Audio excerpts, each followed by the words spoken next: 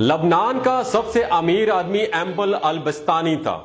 اس نے ایک خوبصورت علاقے میں جو کہ بیروت کے ساحل پر تھا قبر بنوائی کہ مرنے کے بعد مجھے اس قبر میں دفن کیا جائے. اس کے پاس اپنا ایک ذاتی جہاز تھا اور جب دھماکہ ہوا تو وہ جہاز سمیت سمندر میں ڈوب گیا. لاکھوں ڈالرز خرچ کرنے کے بعد اس کے جہاز کا پتہ تو چل گیا لیکن اس کی لاش نہ ملی جس سے اسے قبر میں دفنایا جا سکتا جو اس نے قبر اپنے لیے بنوائی تھی. نمبر 2، برطانیہ کا ایک بہت زیادہ امیر آدمی ایک یہودی روب تشلر تھا. وہ اتنا امیر تھا کہ کبھی کبھی حکومت اسے قرضہ لیتی تھی. اس نے اپنے عظیم و شان محل میں ایک کمرہ اپنی دولت کے لیے مختص کر رکھا تھا جو ہر وقت سیم و زر سے بھرا ہوا رہتا تھا. ایک دن وہ کمرے میں داخل ہوا اور غلطی سے دروازہ بند ہو گیا. وہ دروازہ صرف باہر سے کھل سکتا تھا، اندر سے نہیں. اس نے زور زور سے چیخ و پکار شروع کر دی لیکن محل بڑا ہونے کی وجہ سے کسی نے اس کی آواز نہ سنی. اس کی عادت تھی کہ وہ کبھی بغیر بتائے کسی کو کئی ہفتے گھر سے غائب رہتا تھا. جب وہ گھر والوں کو نظر نہ آیا تو گھر والوں نے سوچا کہ حسب عادت کہیں نکل گیا ہوگا. وہ برابر چیختا رہا اندر رہ کے یہاں تک کہ اسے سخت بھوک اور پیاس لگی. اس نے اپنی انگلی کو زخمی کر دیا.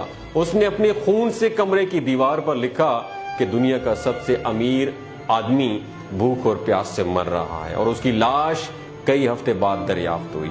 یہ پیغام ہے دوستوں ان لوگوں کے لیے جو مال و دولت کو ہر مسئلے کا حل سمجھتے ہیں. اس سے دنیا کی ہر ضرورت کو پورا کیا جا سکتا ہے.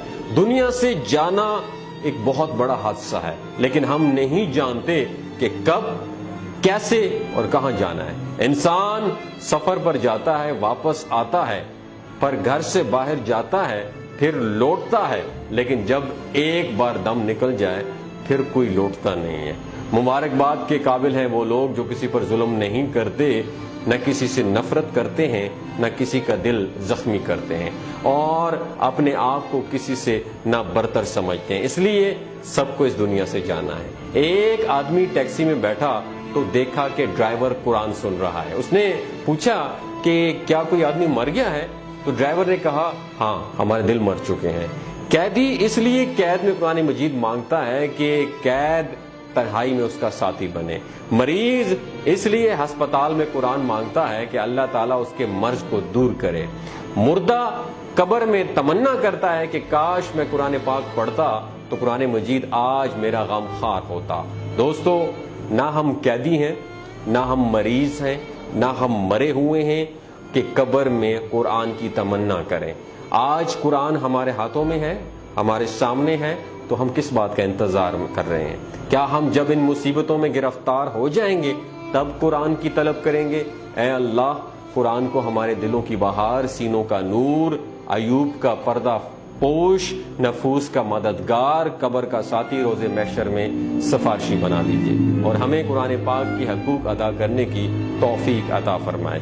اے اللہ پاک، ہمیں قرآن پاک پر ایمان لانے، پڑھنے، اس کی زبان سیکھنے، قرآن پاک کو سمجھنے، اس پر عمل کرنے اور دوسروں تک پہنچانے کی توفیق عطا فرما. میں اپنے تمام دیکھنے والوں سے گزارش کرتا ہوں کہ قرآن کریم کی قدر کیجیے. قرآن کو اپنے گھر کی اوپر والی الماری کے حصے میں رکھنے کی بجائے، کپڑے میں لپیٹ کر رکھنے کی بجائے اپنی زندگی میں روز کا 1-2 صفحہ ضرور پڑھیں تاکہ روز قیامت قرآن پاک ہماری شفاعت کا باعث بن سکے. اپنا اور اپنے ساتھ جڑے رشتوں کا خیال رکھیے گا. اللہ